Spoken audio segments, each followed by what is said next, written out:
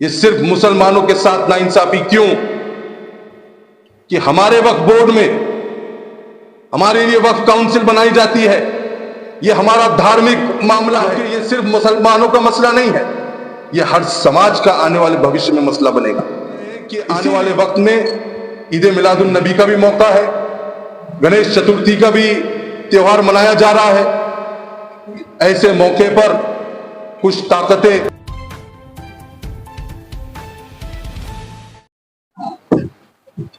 सबसे पहले मैं आज की इस प्रेस कॉन्फ्रेंस के लिए आए हुए सभी पत्रकार साथियों का आभार व्यक्त करता हूं और आपका हार्दिक स्वागत करता हूं कि आप लोगों ने आपका कीमती वक्त निकालकर आज हमारी बात जनता के माध्यम आपके माध्यम से जनता तक पहुंचाने के लिए आपने अपना वक्त दिया। आज ये प्रेस कॉन्फ्रेंस बुलाने की वजह जनता के बीच 3 अहम मुद्दों को लेकर हम आज जाने जा रहे हैं। आज इस प्रेस कॉन्फ्रेंस में हम 3 प्रमुख विषयों पर अपनी बात रखेंगे। जैसा कि हाल ही में हमने देखा कि वक्फ अमेंडमेंट बिल 2024 मोदी सरकार ने हाल ही में लोकसभा के अधिवेशन में इंट्रोड्यूस किया, उसको प्रपोज किया। अगर हम वक्फ का जो कॉन्सेप्ट है, उसका जो डेफिनेशन है, उसे अगर समझेंगे, वो ये है कि मजहब इस्लाम में वक्फ का मतलब एक एसेंशियल रिलीजियस प्रैक्टिस है जो कि मजहब के नाम पर अल्लाह के लिए अपनी जायदाद, अपना माल परमानेंटली ताहयात इस जायदाद को अल्लाह के लिए वक्फ करना, दान करने का मतलब वक्फ होता है। और इसी को लेकर मोदी सरकार ने वक्फ अमेंडमेंट बिल 2024 को लोकसभा में इंट्रोड्यूस किया। ये वक्फ अमेंडमेंट बिल 2024 को मैं आप लोगों के माध्यम से बताना चाहूंगा कि हम लोग इसका पुरजोर इसकी मुखालिफत करते हैं और इसका विरोध करते हैं। और हम इसका विरोध क्यों कर रहे हैं, ये आने वाले वक्त में हम आपके सामने बात रखेंगे। दूसरा अहम विषय हम लोग आप लोगों के सामने जो रखने वाले हैं वो ये है कि इसके विरोध के लिए हमारे आने वाले वक्त में क्या हमारे स्टेप्स होंगे, क्या हम करने जा रहे हैं और इसके आगे की हमारी रणनीति क्या होगी। पहला जो अहम विषय है, वक्फ अमेंडमेंट बिल 2024 का विरोध क्यों। जैसा कि आप सब जानते हैं, वक्फ अमेंडमेंट बिल 2024 एक असंवैधानिक, अनकॉन्स्टिट्यूशनल और मुस्लिम विरोधी बिल लाया गया। हम इसे असंवैधानिक इसलिए कह रहे हैं क्योंकि इसका जो संगठन है, इसका जो कंपोजिशन होगा, वो ये कहता है कि वक्फ अमेंडमेंट बिल ये कह रहा है कि वक्फ बोर्ड में और सेंट्रल वक्फ काउंसिल में नॉन मुस्लिम भाई और बहन कोई भी इसका मेंबर या चेयरमैन बन सकता है। ये सरासर article 16 sub clause 5 Indian constitution के विरोध में है। मैं आप लोगों के सामने आर्टिकल 16 सब क्लॉज 5 पढ़कर सुना दूं, जो क्लियर कहता है कि Indian constitution allows laws to stipulate that certain offices related to religious or denominational institutions must be held by persons professing a particular religion or belonging to a particular denomination। इसका खुला मतलब यह है कि कोई भी धार्मिक संस्था में उसी धर्म के लोग उसके मेंबर होना चाहिए। लेकिन यह बिल दूसरे समाज के लोगों को मेंबर या चेयरमैन बनाकर संविधान का विरोध करता है, संविधान के इस अनुच्छेद 16 सब क्लॉज 5 का उल्लंघन करता है।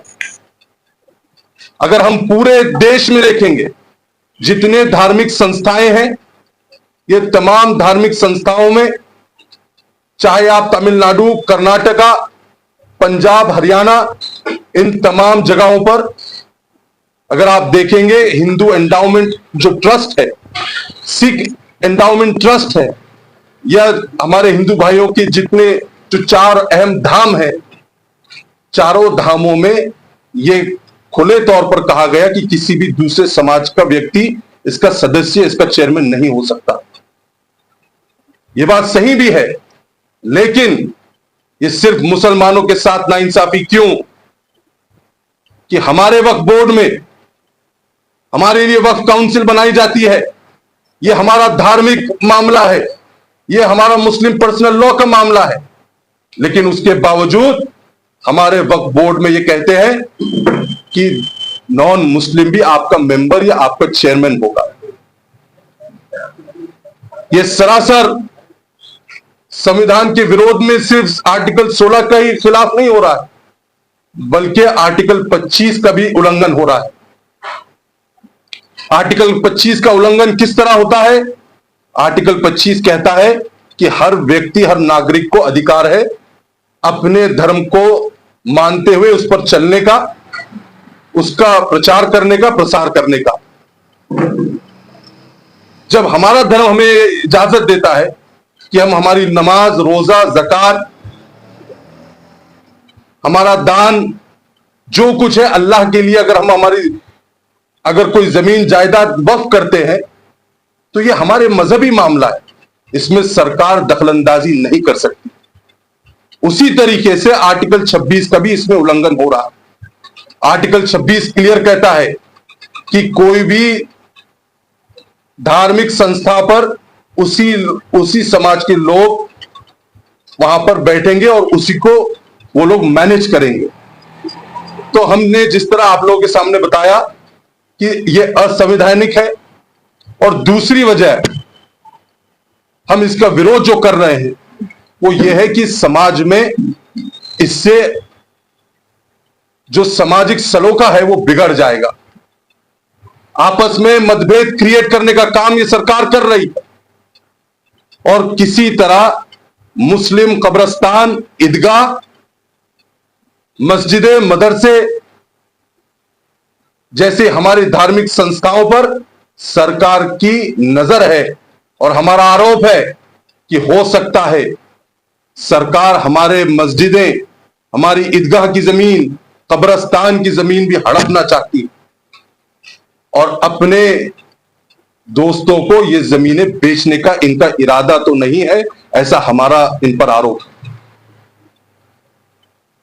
इसी के साथ साथ हमारा जो तीसरा कारण है इसका विरोध का, वो ये है कि सरकार कलेक्टर को ज्यादा पावर देती है इस बिल के माध्यम से, और कलेक्टर को अधिकार होगा कि मुसलमानों की वक्फ की जायदाद मुसलमानों की है, वक्फ की है या नहीं है, ये डिसाइड करने का अधिकार वक्फ ट्राइब्यूनल को कम कर ये कलेक्टर को देने का काम कर रही है। वक्फ का जो पूरा संगठन है उसे डाइल्यूट करके, उसे खत्म करके मुस्लिम पर्सनल लॉ बोर्ड में मदाखलत करने का काम ये सरकार कर रही है। इसकी हम कड़ी निंदा करते हैं और कड़ा विरोध करते हैं। एक आखिरी अहम बात जो अब तक बहुत लोगों के सामने नहीं आई वक्फ अमेंडमेंट बिल के बारे में, वो ये है कि वक्फ अमेंडमेंट बिल सरकार ने जब कोई भी लीगल डिस्प्यूट खड़ी होती है तो उसे एक टाइम फ्रेम रहता है आपको कोर्ट में जाने का, 3 साल के अंदर, 6 महीने के अंदर, 12 साल के अंदर, 9 साल के अंदर। लेकिन वक्फ अमेंडमेंट बिल 2024 ने लिमिटेशन पीरियड ही हटा दिया। अगर आपकी 100 साल पुरानी वक्फ की कोई ईदगाह की जमीन होगी तो वो 100 साल पुरानी की हुई वक्फ की जमीन को कोई भी आदमी आज उठकर कहेगा कि ये हमारी जगह है, इस पर स्टे दे दीजिए, इसका यूजेज बंद हो जाए। तो ये सरासर मुसलमानों की जमीनों पर सरकार बुरी नजर ताक कर बैठी है, और इसके लिए हमारा लाए अमल तैयार होना बहुत जरूरी है। हम आप लोगों के माध्यम से अवाम से अपील कर रहे हैं कि आप सब खास तौर से इस वक्फ अमेंडमेंट बिल 2024 का विरोध करिए, और इसका विरोध करने के लिए अलग अलग माध्यम है। सरकार ने 30 अगस्त 2024 को एक नोटिफिकेशन निकाला, एक एडवर्टीजमेंट निकाला, जिसमें उन्होंने पूरी क्लियर एक सजेशन मांगे, ऑब्जेक्शन मंगवाए। लेकिन अफसोस की बात यह है कि ऑब्जेक्शंस की तादाद बहुत कम है।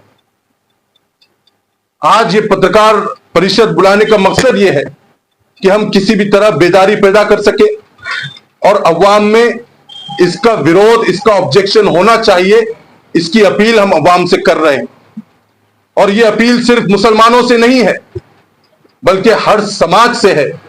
क्रिश्चियन समाज से, दलित समाज से, सिख भाइयों से, हमारे हिंदू भाइयों से, हर समाज से हम अपील कर रहे हैं कि वक्फ अमेंडमेंट बिल 2024 का विरोध करिए। इसका मुख्य कारण यह है कि अगर आप इस बिल का विरोध आज नहीं करेंगे तो आज मुसलमानों की बारी है, कल सिख भाइयों के गुरुद्वारों की जमीन पर सरकार नजर दागेगी, फिर उसके बाद हमारे हिंदू भाइयों के मठों पर इनकी नजर होगी। तो यह सरकार किसी भी तरीके से हिटलर शाही के रास्ते पर है और यह चाहते हैं कि धार्मिक संस्थाओं की जो जमीनें हैं उसे रेगुलेट कर उस पर कब्जा कर ले और अपने दोस्तों को इसे प्राइवेटाइज कर बेच दे। तो यह चीज को रोकने के लिए हम सबको चाहिए कि हम वक्फ अमेंडमेंट बिल 2024 का विरोध करें और ऑब्जेक्शन ज्यादा से ज्यादा फाइल करें। जैसा कि हम देख रहे हैं, मैं आप लोगों को बताना चाहूंगा आप लोगों के माध्यम से कि एक पोर्टल बनाया गया है, जिस पोर्टल का नाम वक्फ बिल 2024 है। मैं आपको इसे किस तरह ऑपरेट करते हैं मैं आपके सभी व्यूअर्स को बताना चाहूंगा कि देखिए, आप इस पर वक्फ WAQFBILL2024 टाइप करिए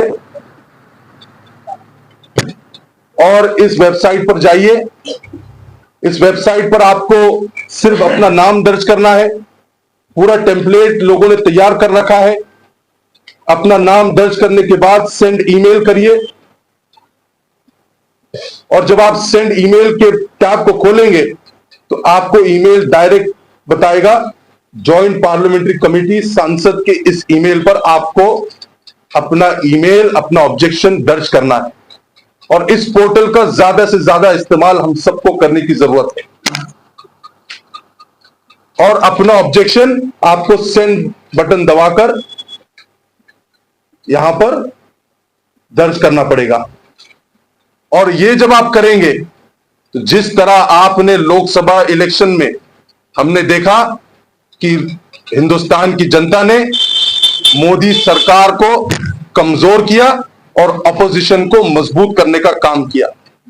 और यही वजह है कि जब लोकसभा में यह विधेयक सामने आया तो अपोजिशन स्ट्रांग था, इसीलिए उसकी कड़ी निंदा हुई, उस पर डिबेट हुई और इंडिया अलायंस के जितने सांसदों ने इसका विरोध जो पुरजोर आक्रामकता के साथ किया, इसीलिए ये जॉइंट पार्लियामेंट्री कमेटी को इसे रिव्यू के लिए भेजा गया।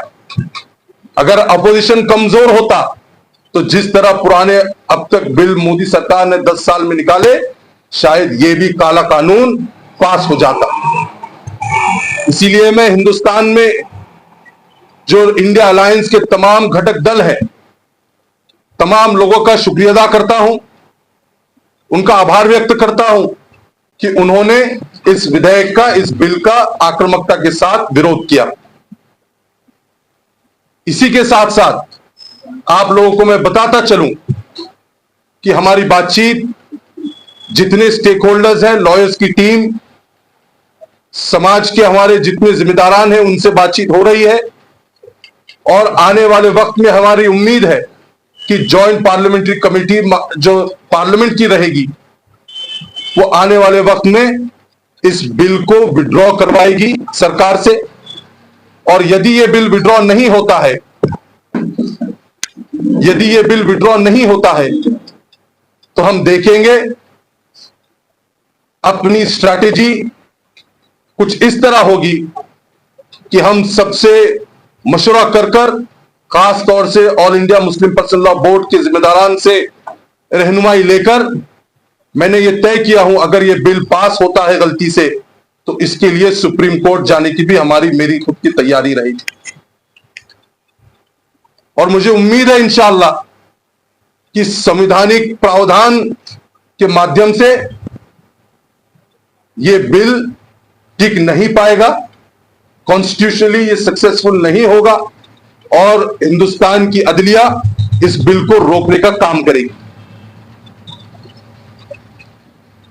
मैं आप लोगों को आखिरी में बताता चलूं कि बहुत जल्द हम दिल्ली का दौरा निकालने वाले हैं और दिल्ली जाकर जितने सेकुलर जहन के लीडरान, चाहे वो राहुल गांधी जी हो, खरगे साहब हो, शरद पवार साहब हो और खास तौर से चंद्रबाबू नायडू साहब, नीतीश कुमार जी और जितने प्रमुख घटक दल हैं, इन लोगों के पास जाकर हम इनसे अपील करेंगे कि आप लोग, अखिलेश यादव साहब हो, तेजस्वी भाई हो, चिराग पासवान जी हो, ममता बनर्जी जी हो, जो कोई भी सेकुलरिज्म में विश्वास रखता है उनके पास हम जाएंगे और उनसे अपील करेंगे कि वक्फ अमेंडमेंट बिल किसी भी तरह पास नहीं होना चाहिए, क्योंकि यह सिर्फ मुसलमानों का मसला नहीं है, यह हर समाज का आने वाले भविष्य में मसला बनेगा। इसीलिए हमारी आप सबसे अपील है, जनता से अपील है कि इसका विरोध करिए। इसका विरोध आप ईमेल के द्वारा कर सकते हैं, जिस तरह मैंने बताया, आप लेटर लिख सकते हैं, उसका एड्रेस वेबसाइट पर है, वो भी हम आपको प्रोवाइड कर देंगे। इसी के साथ साथ आप फैक्स भी कर सकते हैं और वक्त पड़ने पर लोकशाही मार्ग से अमनो अमान के साथ सड़क पर भी आंदोलन खड़ा करने की आवश्यकता पड़ी तो हम वो भी करने के लिए तैयार रहेंगे।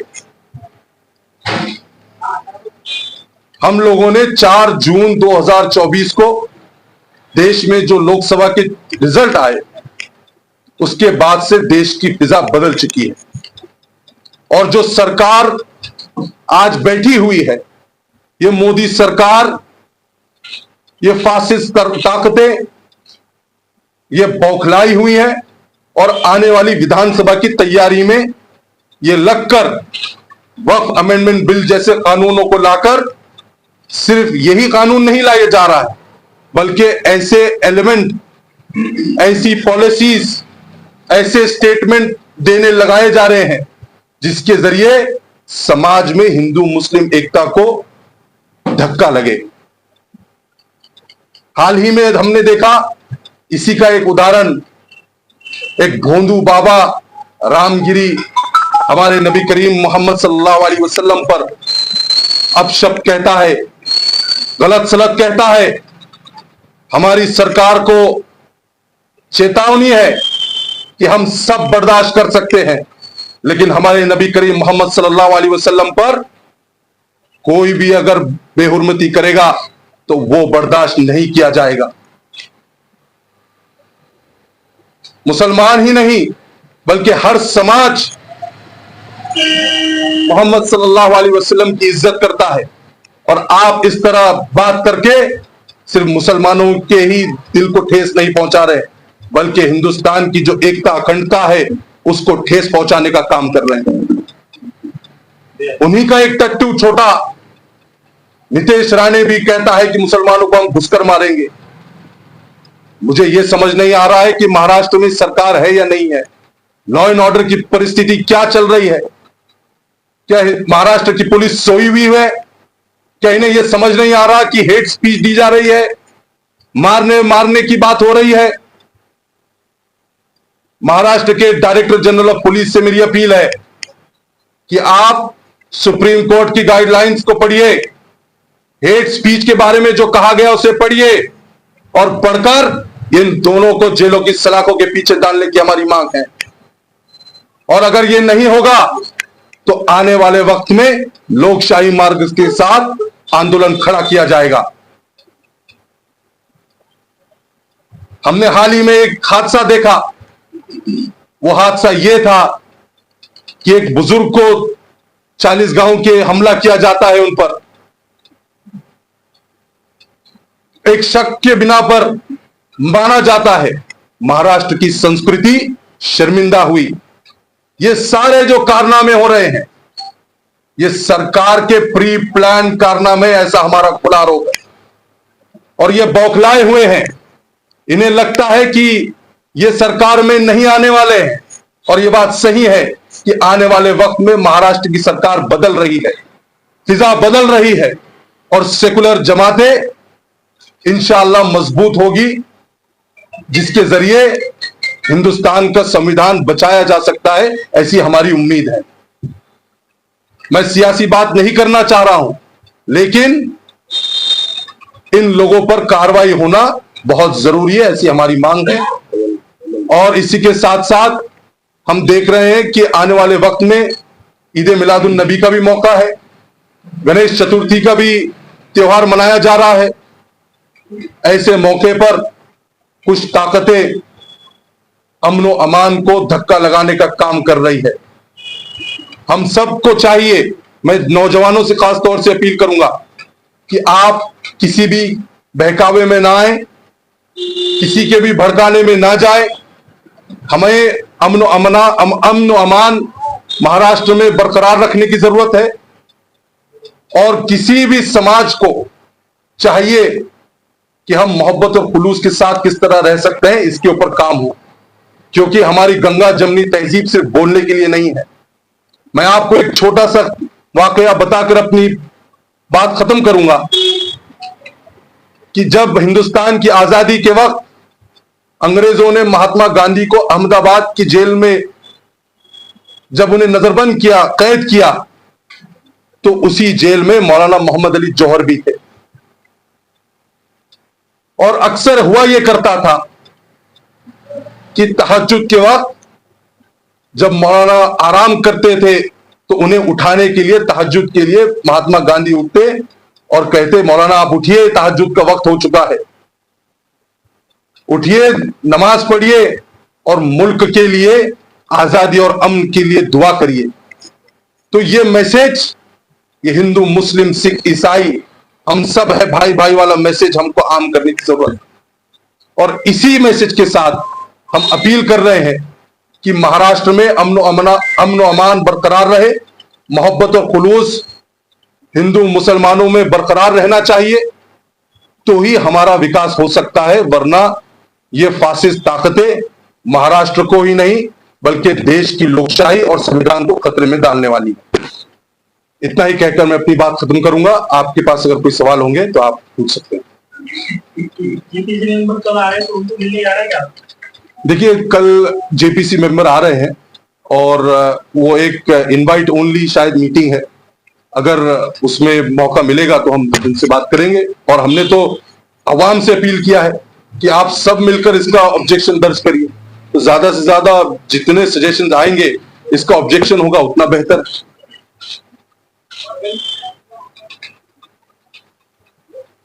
पिछले 2 साल से अदालत में औरंगाबाद नामांकन का मामला चला जी, अभी तक के आपकी जो भूमिका है वो अभी तक सामने नहीं आई जी।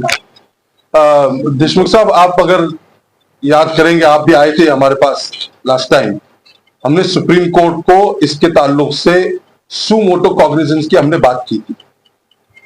हमें यह मालूम था कि सुप्रीम कोर्ट की भूमिका और अदलिया की भूमिका, जब एक मैटर गया था तो सुप्रीम कोर्ट ने कहा था कि इलेक्टेड गवर्नमेंट ने अगर कोई डिसीजन लिया है तो हम उसमें मदाखलत नहीं करेंगे। ये बात चंद्रचूड़ साहब ने बहुत पहले कही थी। तो इसका रिजल्ट क्या होगा ये मैंने अपनी पत्रकार परिषद में कहा था, शायद आपके पास रिकॉर्डिंग होगी, आप उसे निकाल कर देखिए। और इसी के साथ साथ हमने उस वक्त भी सुप्रीम कोर्ट के चीफ जस्टिस से कहा था कि सिर्फ औरंगाबाद का ही नाम नहीं बल्कि उस्मानाबाद, प्रयागराज जो उधर यूपी में किया गया, ये सारी जो नामांतर की पॉलिसी है, ये पॉलिसी ही फ्लॉड पॉलिसी है। लीगली इसका जो इम्प्लीमेंटेशन होना चाहिए उस तरीके से वो इम्प्लीमेंटेशन नहीं हुआ। और ये बात हमने उस टाइम पर भी सामने लाया, लेकिन अफसोस कि उस पर कुछ कार्रवाई नहीं हुई थी। और आप पत्रकार लोगों को ज्यादा पता है कि अक्टूबर के महीने में पहला नोटिफिकेशन निकला इस नामांतर के बारे में। आज विषय नामांतर का नहीं है, लेकिन आपने क्योंकि इस बात को छेड़ा है, मैं आपके सामने बता रहा हूं कि ये अक्टूबर में लाया गया था, उसके बावजूद बहुत सारे लोग खामोश थे। जब एहतजाज करना चाहिए था, नहीं किया गया, और फिर बाद में इस पर कार्रवाई करने की बात हो रही थी। और इस इश्यू को आराम से हम नेक्स्ट टाइम बात करेंगे इसका। अभी मुझे सरकार ने जैसे उसके ऊपर कानून लाने का फैसला लिया है, तो पूरे देश के मुसलमानों में नेताओं का हड़कंप मचता है। मेरा सीधा सवाल है, 30-35 सालों से जो वक्फ मुसलमानों के पास था, चेयरमैन मुसलमान था, मंत्री मुसलमान था, वक्फ मुसलमान थे, सब कुछ उसके बाद भी वक्फ तबाह हुआ, तो उस कारणों पे आप क्या कहेंगे? देखिए, इसमें कोई शक नहीं कि कुछ हद तक गलतियां हमारी भी है, लेकिन इस कानून के माध्यम से सिर्फ वक्फ बोर्ड को ही नहीं बल्कि मुसलमानों की जमीनों को भी हथिया लिया जाएगा। आज वक्फ बोर्ड की ऑटोनॉमी जो कुछ हद तक मुसलमानों के पास थी, वो भी डाइल्यूट कर ले ली जाएगी। इसीलिए हमें चाहिए कि इसका विरोध किया जाए, और जो वक्फ बोर्ड में गलत काम कर रहा है उसके खिलाफ बात करके उस पर सरकार ने कार्रवाई करनी चाहिए, ऐसी हमारी मांग रही।